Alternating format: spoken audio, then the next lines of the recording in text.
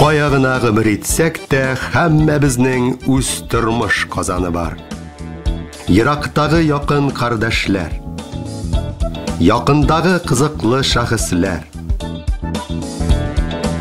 күрнекле кешеләр, танылган һәм танылмаган талантлар. Очрашып күрешәбез, сөйләшеп серләшәбез, шаярып көлешәбез. Без һәр вакыт куйда, күп вакыт юлда. Кузгалдыкмы? Киттек әйдә!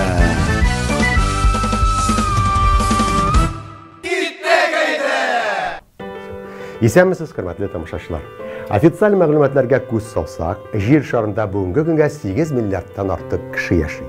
Һәммәсенең аларның үз халәте, хис тойгылары, әти-әниләрдән килгән һәм Ходай биргәннән табигате, янәшәдәгеләр һәм тәрбиядән дә торган үз-үзен тоту сәләте, ак кагазларда яңа рәсем сымак булдырылган тышкы кыяфәте һәм ахыр чиктә башкалар үзенә шәхес буларак бәя бирерлек яме һәм гаме бардыслар. Кеше дигән бөек исемне аклап, җир шары буйлап, түгәрәкләп сүз тотсак, үзебез яшәгән дөньясы хакында горур атлап, алга барышларның төрлесе герой булдылар.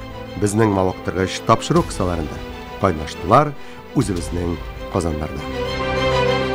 Бүген сүзебез бик тә үзенчәлекле һәм һичшиксез игътибарга лаеклы, күпләргә аеруча мөхтәрәм яшьтәге тамашачыларга инде таныш табылган тагы бер күркәм, кеше сәламәтлеге белән турыдан-туры бәйле кабатланмас талантлы һәм амбициоз да бераз яхшы гына күләмдә шәхес хакында.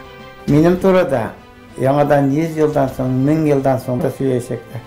Мен җир шарында менә бу вопрослар буенча, сораулар эшләү буенча җир шарында первый лицо. Мен ана карынындагы балага киндеге шырны алган баланың киндеген читтән торып салдырам. Аны җир шарында бер кеше яши. Горур егет Рафик Миникаев туганда ук Бишленең шәп билге булуын алдан сизеп тыймлап диярсең, Бишлеләр тулы 1955 елның 5 айы, ямьле майында дөньяга килә. Һәм моның белән генә төгәлләнми аның Бишлеләр белән эш итүе. Ул туып үскән күп балалы гаиләдә героебызның балачак нәшәсендә тагы 5 бер туганы. Тормыш иткәндә аны һәрчак якын иткән абый, энекәш, сеңелләре дә була. Һәм Бишле белән бәйле тагы бер шәп күзәтү дуслар. Исемнәре 5 хәрефтән торган героебыз Рафик әфәнде гөлләр тулы бай гаиләдә туа. Яктылык өстәп, якты нурлы ачкычларын таба белсәң, ямьле дә булган бу дөньяга. Әтисе Миңнебай, бай, әнисе Миңлегөл, гөл героебызның. Хәрефенә башланган исем иясе Рафикка без бүген шул ук хәрефкә булган сүзләр әйдәп барган сораулар әзерләп килдек. Хайран гына. Бишлеләргә мәктәпләрдәгечә җавабын тотармы икән? Сәләтле, кабатланмас талантлы һәм кызыклы героебыз. Әйдәгез, бергәләп күзәтәбез. Мин Альберт булам. Көтелмәгән сораулар бирү остасы. Сез әзерме безнең көтелмәгән сорауларга? Мен көтелмәгән сораулардан курка торган булсам мин, ярты җир шарын әйләнмәс иде. Карагыз әле, сез минем нинди сораулар бирергә теләгәнне инде алдан ук күрәсез. Алар кирәк түгелме? Сорау на ходу бара, и җавап тоже на ходу бара. Ярар. Менә карагыз әле, җир шарында резонанс диләр. Көтелмәгән әйбер турында. Сез резонанска. Әллә инде сезне шундый шау-шуллы аяктан чыга торган. Мин аны булай дип әйтәм, резонанс дигән нәрсәне энедән дөя ясау гына. Мин реальный нәрсә белән эшләргә күнеккән кеше, реальный. Исемнәре ярга башланган героебызга шул ук хәреф әйдәп барган сүзләрдән башланган сорауларын юллыйбыз. Радость, сөенеч, ничегрәк килергә тиеш кешегә бу тормышта? Бу хакта да кызыксынык әле үзегездән. Монда минем белән очрашкан кеше һәрберсендә аның күңелендә шатлык барлыкка килә. Радость иткәнчә. Бу каян. Каян. Мин аңа сәламәтлек бирә. Ул монда җылап килә, сөенеп кайтып китә. Бөтенесе 1000 урынлы аудиторияларда да. Миңа бүген көндә миллионлаган кешеләр рәхмәтле. Миллионлаган. Менә мин моны курыкмыйча әйтәм бит. Шул аудитория арасында табиблар бармы? Сезгә мөрәҗәгать иткән кешеләр. Табиблар нишләп булмасын? Алар диагноз алмый диләр, я күзләре авырып китәләр. Андыйлар бармы? Андыйлар бик күп. Күп табиблар. Сез ничек белесез? Менә 90-нчы елларда шаулап, гүрілеп, кинотеатрлар тотырып келген кішілер бүгін бірен-сәрен әс қалдылар. Бұл қанунлар өзгәрі білен генә бәйлеме? Олар олуйни. Кіші қорқа. Р хәрфіне яратқан сөзін иске түсірәлесе. Не яратқан иске түсірәлесе, менің отырғанда Райхана деген р хәрфі білән. Ол менің бір күріде сатып алған, яратып алған қатыным ол менің. Бірге тұра барсаңа 46 ел болды. Көп болмаса да енді, нормальный әйме. Біздің 46 ел бірге тұрып, орада қышқырып әйту де болмады. Балалар үскенде, мен оларны көре олмадым. Не үшін? Мен выезда іштедім, көрсетілер бойынша ердім. Әне, сол Райхана деген ханым, неге үстердейінді аланы? Нагрузканда болды. Тәрбиелер әйбет балаларының, зорлана тұрған жоқ. Тәртіп. Біздің семьяда вообще тәртіп. Тамашашылар, қызықсынышылар, 90-шы елларда бүтін дүнияны дүрлеткен Рафик әфәнді исән, сау һәм рәхәтләнеп, қарылар күрі-күрі бар жиһанға рәхмәтләрен жеткереп яшәп ята. Шулай бит? Әти-әнисенең исеме, үзенең фамилиясе, Миннекәй булган бабасының да хәтта исеме Мингә башлана икән, Ходай рәхмәте белән битараф кала алмый. Тапшыру герой булган тапкыр егет тәлеге сүзгә. Шуңа да булса кирәк, мин булдырам дип, оптимистик рухта калып харчак, җиң сызганып, тырышып, эшләп, гомер кичерә инде зак еллар героебыз. Һәм бу тәкәбирлек, миминлек түгел, һич кенә дә. Тормыш һәм яшәү рәвеше белән акланган булдыклылык. Күкләрдән иңдерелгән үзенә, күпләре безгә ишетә генә булса да таныш, уй белән ишетү сәләтен эшкә җигеп күрсәткән зур хезмәт нәтиҗәсе. Таң калырлык сәләтләре ачылган чыга тикле, күптәнге үткәннәргә күз атсак, яшь чагында шофер булып эшләп, автомобильләр тирәсендә, техник янында гомумән яратып бөтерелгән чакларда, табигать кочагында, урман хуҗалыгында ихластан көч куйган вакытларда, тирә-юндәге яшеллекне үстереп, агачлар утыртып, яшәртеп, яшелләндереп, ямләндереп бар дөньяны була героебызның. Һәм хәтта икмәген пешерүгә, авыл җирлегендә яшәүчеләр өчен әлеге игелекле хезмәткә дә тормышының бер мәлендә катышы буланың. Турыдан-туры. Туган җирендә Совет илендә каралганча таза сау горур егет, илебез сагында турып, хәрби хезмәттә дә булып кайта, яше тулып вакыты җиткәч, почетлы бурычын үтәп егетләрчә. Кыскасы, гади колхозчылар гаиләсендә туып үскән егетнең яшьли ясаган адымнары янәшәдәге күптәнлегеннән ныклап аерылмый ул заманнарда. Яшүсмер чакларын героебызның аның бер туганнары искә ала. Күркәм кешенең якыннары белән телефоннан аралашабыз булса. Алло? Белә һәм бик ярата техниканы. Шахматны яхшы уйныйдыр. Хоккей уйныйдыр инде. Без укыганда дигәндә инде шаңгы безнең теге кибеттә сатып алган түгел инде. Үзебезнең ясалган шаңгылар бар иде. Рафиговның бүтән кешеләргә дә әйткән сүзе кулакта һаман да шыңлап тора. Көндәшләрегезне игезгә алып кирип, шәй ишертерлек булырга тиеш күңелегез. Бик тиз фикер йөртү сәләте бар. Например, сорауга сразу җавап бирә алу. Рафиковый шалт-шалт җәһәт кенә утыннарны ярып куя, ә без күрше балалары белән җыелышып, келәт астына ташып иябез шул утыннарны. Шунсы кызык. Янәшәбездәге гап-гади кешеләрнең сихри хисләргә ия булып китүләре белән бәйле сөйләм хикәяләргә күз атсаң, һәммәсенең монда үз насыбы. Әмма берләштергәне дә бар үзләрен. Беләсез нәрсә? Еш кына аларның юллары, алар узган юллар күкләр, биекләр белән бәйле булалар. Легендар Ванга, мәсәлән, 12 яшьлек бала чагында ала. Безгә аңлашылмас тою күрү сәләте. Юлдан барганда көчле җил биеккә таба күтәрә үзен. 1923 елда була бу. Көтелмәгән бурылыш аның язмышында дигән киң таралган фикер яшәп килә дөньяда. Һәм әлеге һич көтелмәгән сәфәр нәтиҗәсендә сукраеп кайта ул. Янә җирдәгеләр яннарына.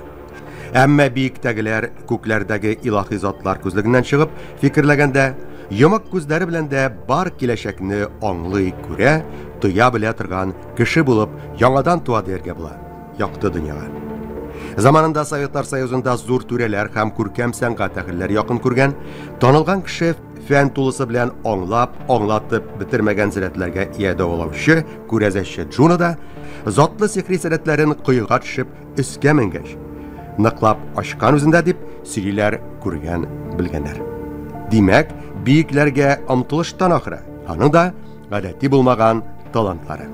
Бүгенге тапшыру герое булган халык табибы Рафик Минникаевның фәни дөнья бүгенгә ныклап өйрәнеп бәя бирмәгән, игелек тулы сихри сәләтләре дә шул ук күкләр белән җирне берләштергән сукмаклар аша узгач барлыкка килә үзендә.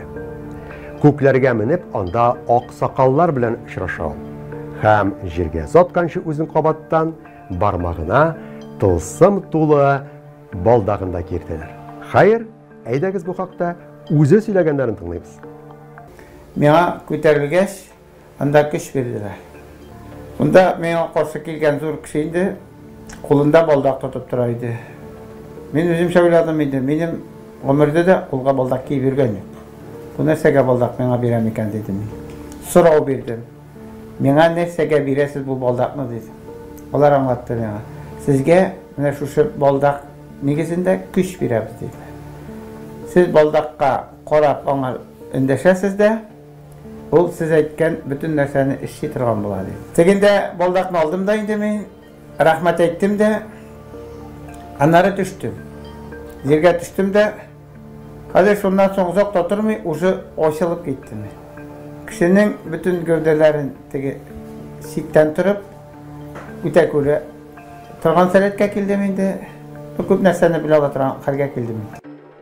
Рафик Минникаев инде узган гасырның 90-нчы елларыннан зур һәм тулы заллар җыя алган, гади кеше акылы аңлата алмаслык көчләр тулы ярдәмчел һөнәре һәм тырыш хезмәте нәтиҗәсендә хөрмәткә лаек булган халык табибы.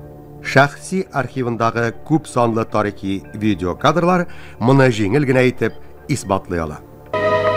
Сейчас я на расстоянии, при помощи мысли буду исправить позвоночник сколиозно. Процесс пошел. Контролируйте. Артист булмаса да геройбыз, үз чыгышлары белән безгә сөйнеш, шатлык һәм яхшы кәеф китерүчеләр рәтендәге һөнәрияләре кебек сайлаган хезмәте аркылы зур сәхнәләрдән халык белән еш аралашырга насыйп була үзенә. Инде әйтеп үткәнемчә, тулы заллар җыеп, заманында серле сәләтләр иясе Рафик Минникаев хакында төп герой итеп үзен кинолары да хайран күп төшерелә. Спеши, человек, спеши. Спеши делать добро. Ты же человек. Телевизион экраннардагы төрүдән-төрү тапшыруларда да еш күренә үзенчәлекле талантка ия герой. Чакырылы кунак була. Сокланып таң калган тамашачыларның теләк-теләпләреннән чыгып, журналистларның кайбер мәлдә үҗәтле дә булган, энәле дә сорауларына җавапларын тотып, күп санлы халыкның үзе булдырганнарга карата сабыйларныкыдай кайчагында туган кызыксынуларын рәхәтләнеп, канәгатьләндереп. Мондый популярлыкка күпләр сокланырлык. Мы сегодня пригласили к нам в студию целителя Минникаева Рафика Миннибаевича, который утверждает, что может вылечить любое заболевание, практически любое заболевание на расстоянии. В нашей республике живет экстрасенс, целитель, эффект от работы которого ничуть не меньше знаменитого Чумака или Кашпировского. Герой сегодняшнего очерка Рафик Минникаев. О том, что он бескорыстно помогает нуждающимся, нам рассказала телезрительница Алсу Кулемина. Дела Рафика Миннибаевича известны и за пределами России. Слух об этих чудесных сеансах уже прошел не только по нашему областному центру, но и по области. И вот сегодня Рафик Миннибаевич пришел к нам в студию. Һәм беләсезме нәрсә? Үзем киләгән интервью барышында да күренде. Башкалар кырган әңгәмәләрдән дә аңлашыла Рафик Минникаевның куелган сорауларга җаваплары һәрчак түгел, конкрет. Ә үзе ул тәвәккәл һәм кирәк икән, куркусыз да була белә, фикерләрен җиткергәндә. Игелекле, шук һәм шаян кеше икәнлегендә күрсәтергә өлгерә ул һәрчак аралашканда. Менә бу Авторитет называется. Кырсакмы? Живот — это авторитет. Раньше, если живота не было, имя человека начальником не ставили. Кайшагында мактанып җибәрсә дә, хәтта җайлы җиңел итеп кабул ителәләр янәшәдәгеләр тарафыннан аның ихлас булган туры җаваплары. Бер төрле сөйкемле сөяге бар ахыры үзенең. Мин бит соңгы инстанция. Сен барлыкта икенче төрле бара утырмыш. Менә син аны кешене җылап килә мондаймы? Берничә күзенә ярдәм ала алмый бер каянда. Монда килгәч ул уже өметләнеп китәмәтләп кенә түгел. Сразу кой вакыт монда хәрәкәтләнә башлый. 1-2 минут эчендә. Сезне мактанчык дип гаепләмиләрме? Андый сүзне берәү дә әйткән юк. Миллионный аудиторияда. Тапшырыны эр хәрфенә башланган исем ялы героебызга шул ук хәрфкә басым ясап килешкәнчә һич көтелмәгән сораулар юллап үзенә дәвам итәбез. Гаҗәеп кешедән шаккатмалы җавапларын көтеп, кыскасы. Исемнәре рыга булган Рафиктан радио һәм телевидениегә карата, гомумән масса күләм мәгълүмат чараларына карата булган фикере белән кызыксынабыз. Карашы белән. Уңай. Бер генә сүз. Уңай. Ничек? Алар нәрсәдә булса эш эшләр. Производитель дип алам мин аларны. Әтеге киш белән эшли торган кешеләр производитель түгел. Алар потребительләр. Сез канәгать булсаңыз күләм мәгълүмат чаралары. Әйдә аның бөтенсенә канәгать була алмыйсың инде. Күбесе аның ялагайлана инде. Мин андый яратмыйм. Мин тураны яратам. Маңгайына бәреп әйтергә яратам. Ни өчен шулай? Тиз үзгәртергә кирәк кешене. Вакытны рәм итәләр. Иң беренче кешене тәрбияләү өстендә эшләсеннәр. Тәрбиясез кеше әйбәт булмый дальшыда. Менә мондый вакыт. Реалити шоуларга бүгенге телеэкраннар тулы әлеге кәефләрне күтәрү арасына ниндирәк мөнәсәбәттә икән безнең герой? Ул ямьләндерүгә караганда аны оештыручы кесәсенә акча җыю кирәк ише. Юмәнәт тамашачы күзлегеннән сезгә ошын булды бит язым киләр. Юк, мин аларны караган юк бит. Ул бөтен гомумән. Юк, караган юк. Минем бик ис китми, нигә спорт нәрсәләренә дә минем удар ясаган сәламәтлеккә. 1990-2005 еллар экстрасенслар яхшы мәгънәдә алып узган чаклар.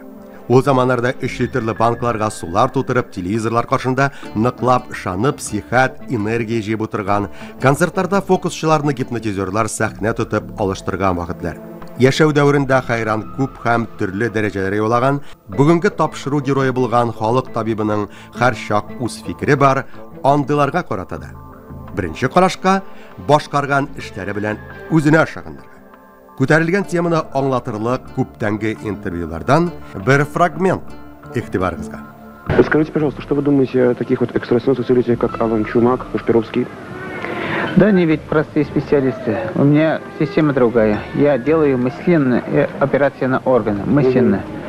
Они занимаются лечением, но они не знают, что они делают. Баштарак ипле һәм шикле итеп караган медицинада соңрак ачык йөз белән борыла. Геройыбыз тәкъдим иткән ысулларга. Аның күпләргә аңлашылмас күп чагында сәләтләрен күзәтеп, бәяләп булса кирәк. Бу сыянышта безнең катнашалар, журналистлар, радиодан да, телевидениедан да.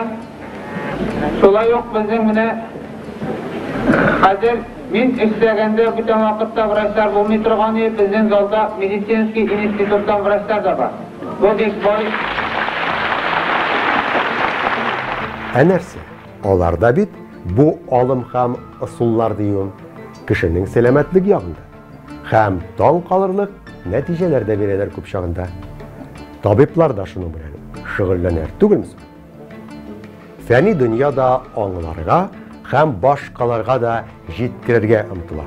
Рафик Минникаев тәкъдим иткән караш адымнарны тәртәсенә кертеп, калыбына салып, моңарчы инде күптән исбатланган кануннарга таянып, нигезләнеп. Хәзер игътибарыгызга фәни өлкәдәге төпле беренче карашка фикерне тәкъдим итәбез. Рафику Минникаевичу в случае обладания ясновидением ничего не стоит представить образ бывшей нормы по каким-то, возможно, теневым оставшимся. Когда-то этот орган был нормальным, либо предок его был нормальным, либо заложенное такое вот свойство вот данного органа быть таким нормальным, а не другим, либо представление о нормальном образе лептонном данного органа Рафик Минникаевич видит. Кыдратлы кешеләргә ия булган гади кеше күзлегеннән караганда героебызга хезмәт юлында халыкара мәгълүмати информатизация академиясенең дөнья буйлап күп меңләгән күркәм белгечләрне җыган Мәскәүдә дә әлеге фәнни оешманың Кремль сараенда уздырылган дәрәҗәле чараларында катнашырга һәм күп санлы башкаларында да кунак һәм катнашучы булырга насыйп ителә. Бу аның хезмәтен хөрмәтләү, үзен зурлау билгеле, бер сүзсез. Шул ук вакытта халык табибы тарафыннан тәкъдим ителгәннәргә бүген дә икеләнеп, шикләнеп караучылар да юк түгел. Аларна да үпкәсе юк героебезнең.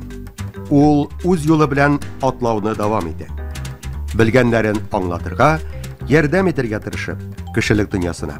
Табигать көченнән файдалануымы или энергия белән гәүдәне тутыруга мин бик риза түгел. Кеше белмичә гәүдәне энергия белән тутырса, хотя бы ağaçtan yerden sorab, ilgili boy нәрсәдән sorab инде кояштанмы, берәр гәүдәнең берәр җирендә пробка булса, шәрак булса, ул уза алмый. Кеше үзен энергия белән тутыра да хәлсезләнә. Совсем китеп баруга. Кешенең гәүдәсен бузып капласа, аның бер эше дә эш була алмый. Бер планында барып чыкмый тормышта. Әллә алды, алдаша, әллә дөресен сөйли, шайтан белгән. Бу хакта төгәл итеп әйтеп бирер миңа калса, бары тик давадан файдасын күргән. Аларны да тыңлап үзәбез бүген. Йөзләгән, меңләгән арасыннан ни бары берничәсен.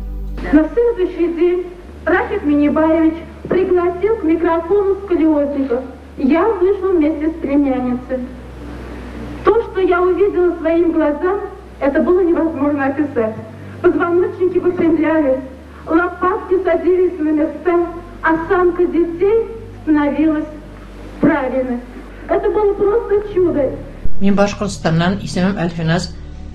Күп елларлык Казанда табиб Рафик абыйда булдым. Ул миңа бик ярдәм итте. Рәхмәт ясының аңарга. Мин халык табибы Рафик абый Минникаевта дәваланып, ярдәм алып яшәүчеләрнең берсе.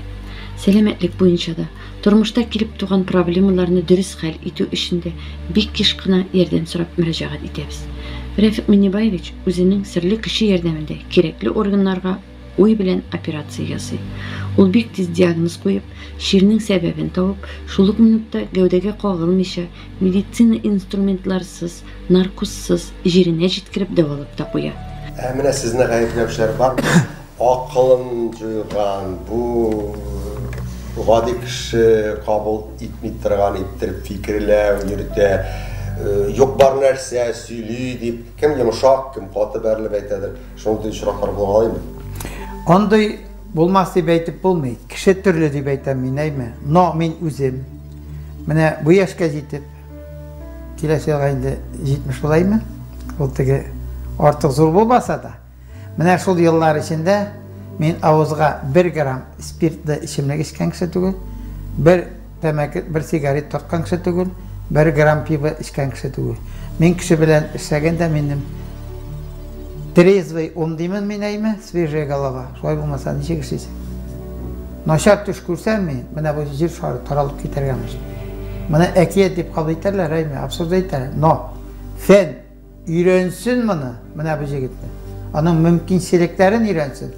Яннары абсурд әйтү бөтенләй булмаячак. Исәнлек, саулык, янәшәдәгеләрне игелекле эшләре белән куандырып торышының үзенә дә ямьле яшәеш теләп калабыз. Быел 70 яшьлек юбилейын белгиләп үтәргә җыенган мөхтәрәм кешегә. Һәр башкарган эштә уңышлар, янәшәдә тугры дуслар, бары тик бәхет һәм шатлыклар юлдаш булсын үзенә. Һәм әлбәттә үзеннән ярдәм көтүчеләренә таба сикәлтәләрсез, узып булмаслык киртәләрсез, туры юллары да насыйп булсын. Әле зак еллар. Болотлы көнне болотны таратып, кояшны чыгара. Ул бер нәрсә. Хөрмәтле башлар, бүген болотлы көннәрне дәген Кояшны чыгарга мөмкинлеге булган Рафик Минникаев белән без әңгәмә иттек. Шулай бит? Кызыклы шәхес белән мавыктыргыч әңгәмәнең дәвамы халык табибы Рафик Минникаевка багышланган телевизион хикәянең ахыры Казаннан Казанга тапшыруның алдагы чыгарылышында көтә тугры тамашачыларны. Сәламәт булыгыз димен. Көйсезләнмәгез димен. Тормышыгыз рәхәттә булсын димен мин. Рәхмәт барыгызга да, барсы өчен дә. Хәзергә исән сау булыгыз. Янәдән бик тиздән тылсымны экраннар аша сагынышып, бу юлысы җирдә яшәүче галәм кешесе дан калырлык кызыклы шәхес белән очрашканга кадәр. Кешелекнең киләчәге шанычлы. Кай бар инде? Тәгәрибезме? Җир шары буйлап. Тәгәрәтәбез. Тәгәрәтәбез? Конечно. Шулай дип мин авыз тутырып әйтәләр. Аны бүтән кеше берәү дә алай дип әйтә алмый. Сезгә моны өстәл итәләрме? Юк, әйтү кирәк түгел. Алар миңа катнашмыйлар. Миңа көчне биргәннәр, гел булышып кына торалар. Җир шарының үз тирәли әйләнеше, кемнең кайда яшәвенә дә таянган, итәгатьле булган бәйләнеше, янәшәдә генә канат каккан сайрар кышы, бар нәрсәнең бик күпләргә кагылышы хакында да аралаштык. Кеше дигән акыл иясенең дөнья буйлап горур атлаулары, адәм белән хаваларга бәйле мәсьәләләрнең хайран катлаулылары, кайгы, бәла булып килгән авыруларга каршы торыр сихәт дәвалары хакында да озаклап фикер алыштык без танылган халык табибы Рафик Миннибай улы Минникаев белән алдагы тапшырды. Әңгәмәләр барышында үзебезгә мәгълүм булганнарның кайберләре хакында дәвамлы тапшыруда тамашачылар белән дә ихластан уртаклашуны күп күрәм. Бу юлысы да. Ни өчен Салават күперен яңгырлардан соң барлыкка килгән шушы матур Салават күперен Радуганы дигәнме? Әйе. Ямлылык, яктылык, шатлык белән тәңгәлләштерәләр икән кешелек дөньясында. Ничек булсыз? Ул аны үзенең настроениесе әйбәт вакытта гына шулай кабул итәдер инде. Кеше кичер булганда Салават күперенә игътибар да итми. Авырту кешегә ул кирәкме? Мин бит авыртулар белән эшләтәм кеше. Сез үзегез гомумән карарга яратасызмы Салават күперен? Салават күперен мин булдыра да ала торган кеше, аны яңгырны яудыра ала торган кеше мин. Аны ничек итеп мине карап утырасың? Тагын регионнарга яңгырлар бирә торган кеше. Табигатьтәге шундый ямлы күренешләрне ниндиләрне яратасыз? Мин аны үзем ачалам. Кызыксынуыгыз булса, без тәкъдим иткәннәрдән күңелләрдә матур хисләр туса, дөп-дөп итеп типсә йөрәк, югалмаса теләк, алдагы ярты сәгатьтә безнең белән калыгыз. Кызыклы һәм файдалы мәгълүмат тулы мавыктыргыч тапшыру кабаттан ишекләрен ача. Менә минем эшләрнең берсе. Кавказ 16 ел дигән. Менә бу кыз Чиләбе кыз, әйме? Менә монсы Татарстан җигете. Мин аларны моннан Кавказга ялга җибәрдем 10 көнгә. Алар бер-берсен белмиләр киткәндә. Ә кайтканда ирле хатынлы булып кайттылар, семья булып бүген көндә яшиләр. Менә безнең Татарстан кызы, җырчы кыз, әйме? Бар. Мин аңар булыштым дип әйтә. Бу Надежда Кадышева дигән кыз. Лично таныш без аның белән. Нидә Мәскәүдә Золотое кольцо. Ай. Мәскәүдә мин Украинадан кайтып төштем Мәскәүгә, ул Германиядән кайтып төште группасы белән. Менә шунда очрашып, мин аңар китап бүләк итте. Менә операция мәсьәле. Әнә ул китап аны гомерен саклап калды. Ул бит ул аны белми инде. Җырчы Надежда Кадышева белми дә калсын ди, табибтан ярдәм тигәнен. Ә менә иҗатчының башкасы Татарстанлы Елена Обухова исе китеп сукланып героебызның Ходай биргән сәләтләренә ямлы җырларын да чыгарган. Бүләк итеп дөньяга багышлап көч-кодрәтле табибның үзенә.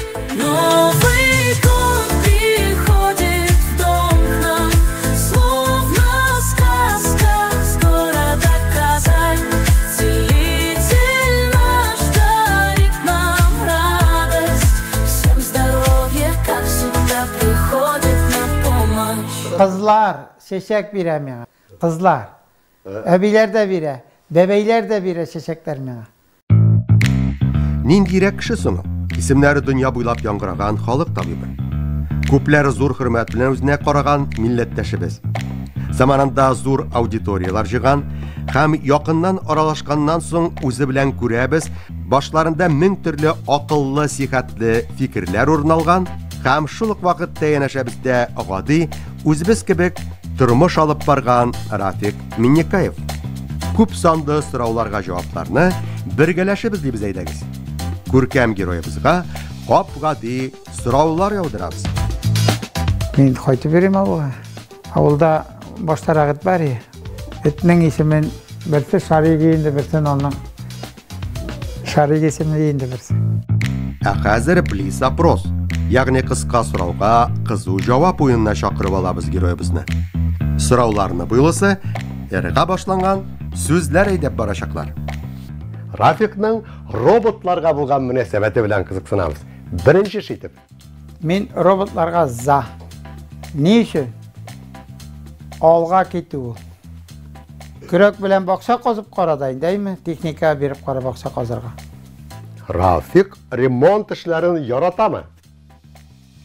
Тук. Мин шөгыльләнәм, менә бу ватылган гәүдәләрне җыю ремонт бит. Агымман техника буенчамы? Йортта мин эшкаптыры торган кеше түгел. Тракторга да утырам кирәк икән, машинага да утырам. Исем китмәй мин. Ризык хәзерләргә кухняларда, аш бүлмәләрендә ничегрәк карыйл? Ризык хәзерләүгә мин әзер.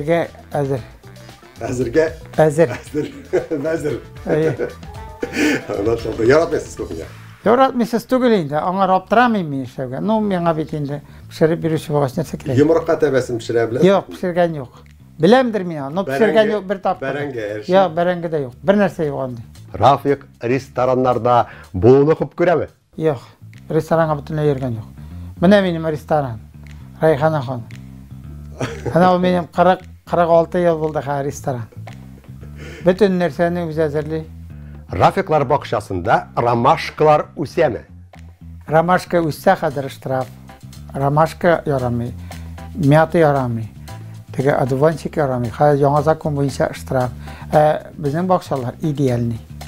Безнең бакчада җиләк җимешләр бик күп төрле үсә. Образцовый, авылда образцовый бакча.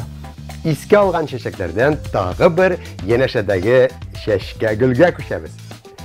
Хатırınızның исеме Райхана, әллә үзегезнеке кебек исеме эрга башланганга махсус сайладыгызмы? Инде менә бер күрүдә гашык булдым дип әйттем бит инде, ул сайларга да өлгермисеңдер. Шыраштыкта инде гашык булдым, и все, алып кайттым сразу. Тормышта оңдым дип кенә әйтәм мин. Бер сүзенә шул, оңдым, и все. Хәзер сез экраннарда Рафик әфәнде ялда яраткан хәләл җефете Райхана ханым белән бергәләп булган мәлләрне күрәсез. Хезмәтендә тылсымларга тиң савыктыру сәләте белән кабатланмас кешеләр рәтеннән булган героебыз бар дөньяны гизә. Австралиянең татар тулы Аделаида, Италиянең йөзек кашы Венеция, Сириянең Алеппосы, Төркия, Казахстан, һәр чак алдынгылар рәтендәге Сингапурында да була ул. Сингапурда не kadar халык җыелган? Анда ул хәтлеттәге беренче баруда кеше алай күп була алмый инде. Менә нидә Төркиядә 94 елны Измир шәһәрендә халыкара ярмаркада кабул итте мин кешеләрне, әйме? Измир шәһәре ул 3 миллионнан артык шәһәр. Менә шунда халыкара ярмаркада анда 100-дән артык делегация бар иде.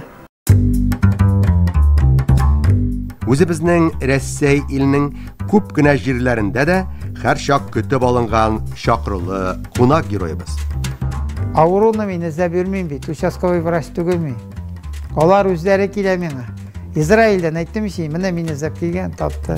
Бүген көндә уже мин международный аренага чыгарга әзерләнәм, әкендә уже халыкара интернет буенча мин кешеләр кабул итә башладым. Бүген көндә мин Германиядан немец чыкты инде. Франциядән чыктылар, әтиле, сеңелле, Италиядан, хәзер Япониядәге 64 яшьлек мужик, больницада ята торган мужик. Үлгәнче дип, уже виза ясый монда киләсе килә. Мин читтән торып дәвалый алсам да. Мин аларның бөтенесенә ярдәм итәм. Ни генә димә, гадәти булмаган медицина, экстрасенсорика, әби бабаларның эш күреп тынычландыру давалаулары, башка күп төрледән төрлеләрдә савыктыру чараларының официаль медицина һәм дәүләт табиблары авырдан кабул иткәннәр диюм, яши килә бу дөньяда. Якын яшәбездә. Закон һәм кануннар ярдәмендә дәүләт күләмендә тыйсаң да, тыймасаң да баралар. Бүгенге чын барлыкта. Һәм беләсезме нәрсә? Иң мөһиме зыяны тимәсен. Тискәре йогынтысы булмасын. Алдашыдан ераграк торсалар иде алар. Гади кешегә савыктыру, сәламәтләндерү чаралары итеп тәкъдим ителгәннәре. Тәкъдим итүчеләре дә диюм. Шулай бит. Янәшәдәгеләрдән күп яклары белән аерылып торган героебызга килгәндә, ул һич кенә дә тискәре тәэсирләр калдырырга охшамаган. Якыннан уралашканда үзе белән күрәбез һәм туябыз да галәмнән төшкән бер пәйгамбәр. Тирән мәгънәле гыйлем иясе сымак биеклеккә, яхшылыкка өнди килә. Игелекле кеше һәммәбезне, безне җирдәге янәшәдәгеләрен. Һәм җир кешесенә ул зур ихтирам һәм игътибар белән карый. Сәламәттән белән генә түгел, җан акылларыбызның да зәгыйф булмау өчен көч түгә ихластан. Үзенең сүзләре белән әйткәндә, күкләрдән иңдерелгән бер миссияны үти ул җир шарында.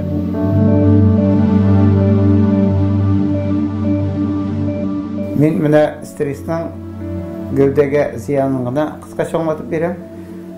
Безнең тормыштагы стресс көчсезләнү аркасында без гади кеше 30 ел гомерен югалта.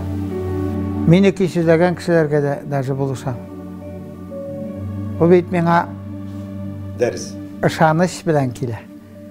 Өмет белән килә. Аны ничек барып җибәрәсең? Шунсын ассызлыклап үтәсе килә.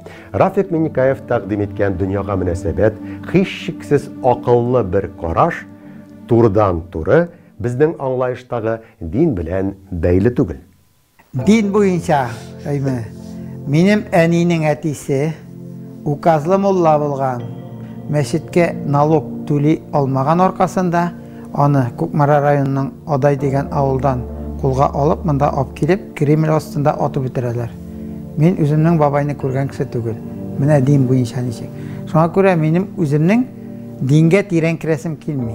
Но монда килеп минем сеанслар алган кешеләр, миндә тәрбияләнгән кешеләр, үземнең водитель булып, озак еллар йөргән җегет, Нур исемле җегет, ул бүген көндә дә мулла булып эшләйме? Ислам диненнән кала башка диннәр киләбез. Килә инде, минең абитин җир шары буенча йөргән кеше мин. Мин дин буенча бит араламыйм. Халык табибының халыкка җиткерергә теләгән тормыш тәҗрибәсе, янәшәбездәге кыдырәтле мөхитне, киң кырлы табигатьне, хәзер сезнең игътибарга тәкъдим ителгән акыллы, агымны, сихри көчләр итеп биргән галәмне, серләр тулы күкләрне һәм аяк асларыбыздагы безне ашаткан, ишерткән, ялан аяк тәпи йөргән чакларында үзенә басып җаннарыбызга сихәт, тәннәребезгә көч биргән җирнең үзен зурлаудан килә. Үзе үткәргән сеансларда халык табибы янына килүчеләрдән беренче эш итеп бар рәнҗеткән, үпкәләткәннәрдән гафу үтенүләрен, ихластан гафу үтенүләрен сорый. Һәм мөмкин кадәр күбрәк рәхмәтле булуларын. Кешенең үзен дөньяга яратканнарга, янәшәдә ипи балчыгыдай аз гына булса да игелекле эш гамәл кылганнарга, ярдәмчел адым ясаганнарга, янәшәдәге бар яхшылыкка, ямьлелеккә, изгелеккә, игелеккә ди. Серләр тулы кыдрәт иясе булган героебыз. Һәм күңел аша уздырып әлеге рәхмәтләрне, бусысы да миңа калса бик мөһим таләп, бар рәхмәтне ихластан җиһанга юллау зарури икән, дуслар. Моның үзегез өчен дә сихәт дәвасы зурдан, савабы да хайран, галәм тарафыннан матур игелекле җавабы да әлеге адымнарга һичшиксез әйләнеп кайтачак үзегезгә. Вакыты җиткәч ди, халыкның үзеннән чыккан табиб кеше. Әлеге гади генә алымнар кешене савыктыруда бик көчле инструмент булып торалар икән. Юкка гына халкыбыз бер рәхмәт мең бәладән коткарыр ул дип әйтмидер күптәннән. Гафу итә белү һәм урынлы рәхмәтле булу кешенең үз аңын үстерә һәм эчке дөньясында аның чистарта, пакландыра икән. Булай эшләүчеләрнең җирдәге яшәеше дә яктыра, ямләнә, эшләре дә алга китә, сәламәтлекләре дә нык була, авырганнар савыга, Оңышсызлыклар артка шигенә, күңел түрләрендә аларның тынычлык урын таба. Һәм бәхет дигәннәре дә ешрак елмая үзләренә ди.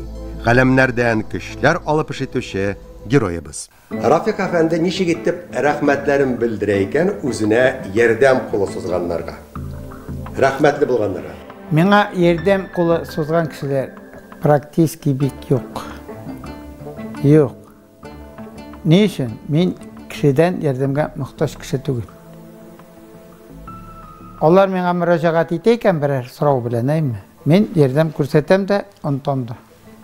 Ярдәм итәләр бит инде гомумән үзең генә бу планетада үзең генә тормыйсың. Мин үзем генә торам.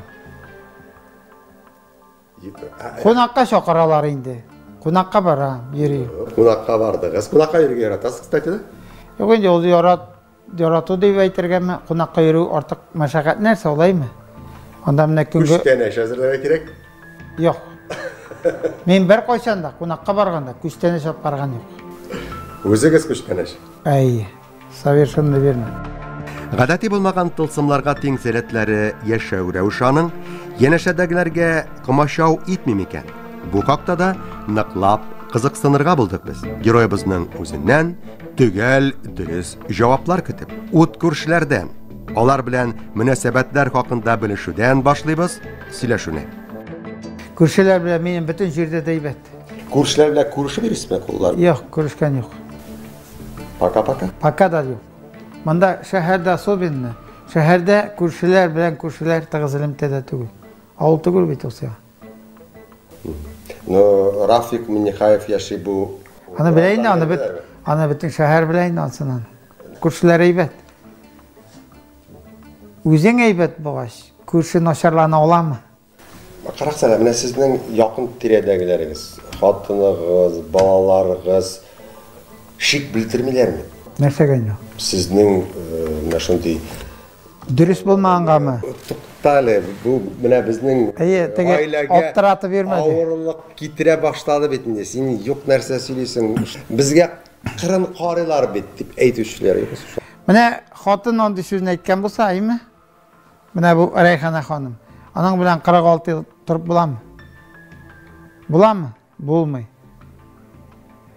Но балдызларның берсе әйтте инде, жизни тукта инде, алай кеше көлдереп бирмә диде.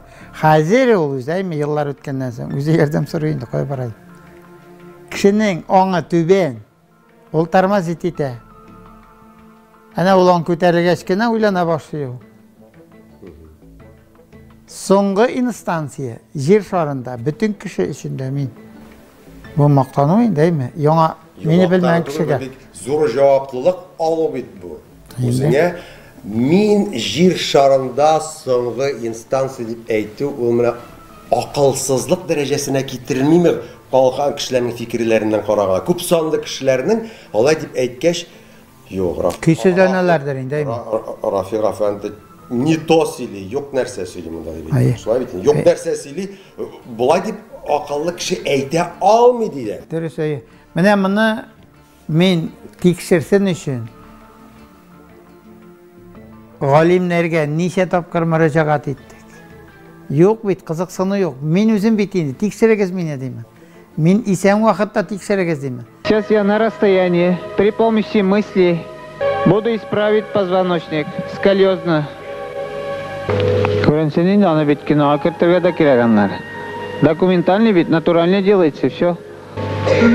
В зале сидят свидетели еще. Ну, сезгә менә дәүләт органнары, хукук саклау органнарыннан мондый фикерләрне ишеткәч бит инде тәнкыйть буладыр. Алар әйтәләр, туктал беренчедән син. Тәнкыйть буламында шул вакытта кешенең дәрәҗәсе аңы бик түбән дәрәҗәдә булганда гына тәнкыйть була. Әгәр дә кешенең башы эшләсә, ул мине күтәреп алырга тиеш. Эшләгән акчасын игелекле эшкамәлләргә дә жәлләмичә яши безнең герой. Сабан туйларында иштирак ителгәненә күп тапкырлар заманында ел сайын диярлек үзе яшәгән җирлектә. Янәшәдәге мохтаҗларны да һич кайчан ярдәменнән ташламый ул. Әнә бүгендә хөрмәт белән иксез-чиксез рәхмәтләрен юллап искә алар аны Нурлатның балалар йортында. Кайчандыр биредәге 52 балага акчалата ярдәмен зурлап күрсәткән икән Рафик әфәнде. Һәм мондый эшләр аның бихисап. Кызыклы герой күркәм шәхес белән көтелмәгән сораулар ярдәмендә төзелгән әңгәмәләрне дәвам итәбез һәм тамашачыларга тәкъдим итәбез.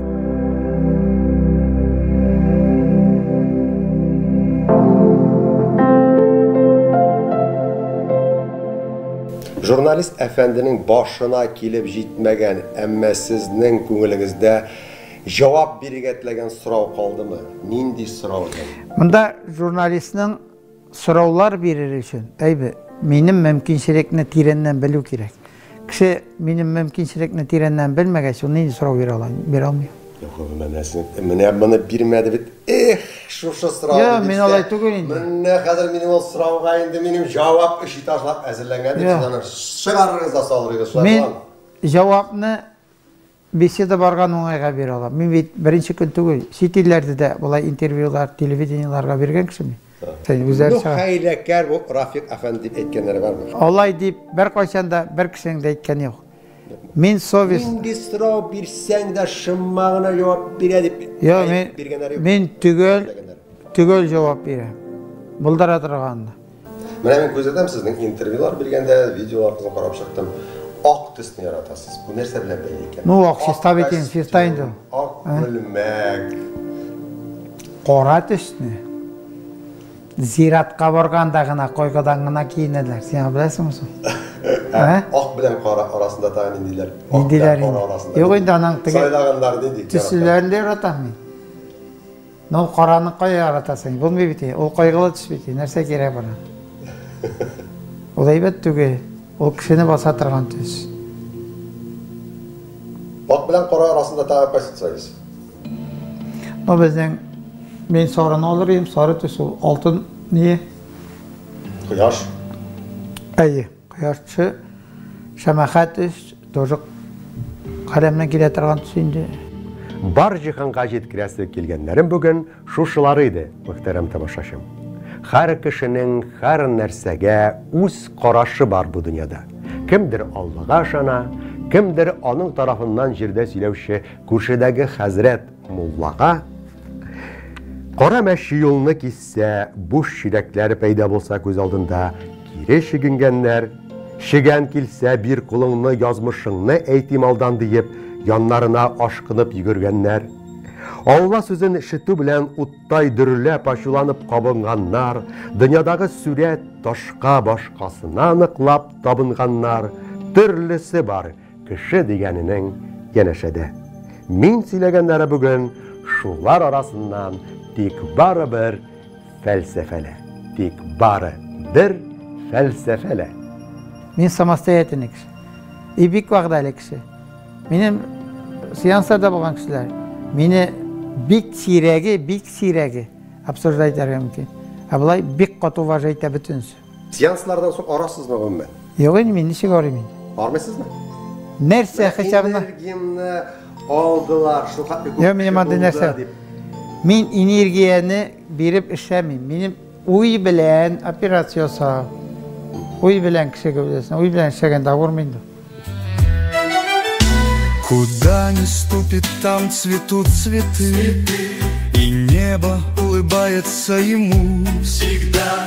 А люди, встретив взгляд той доброты, таланты открывают наяву. Поют, как ангелы небес, им дар ниспослан от святых небес. И словно роза, что в саду цветет, раскрывшись под лучами доброты, так каждый исцеление найдет, кто встретит дар целительской души. Бүгенге тапшырык герое сыман игелекле эшләрне ипле генә алга сөрүче, ярдәм итәргә күпләргә сәләте дә, Ходай биргән көч көдрәте дә булган кешеләр.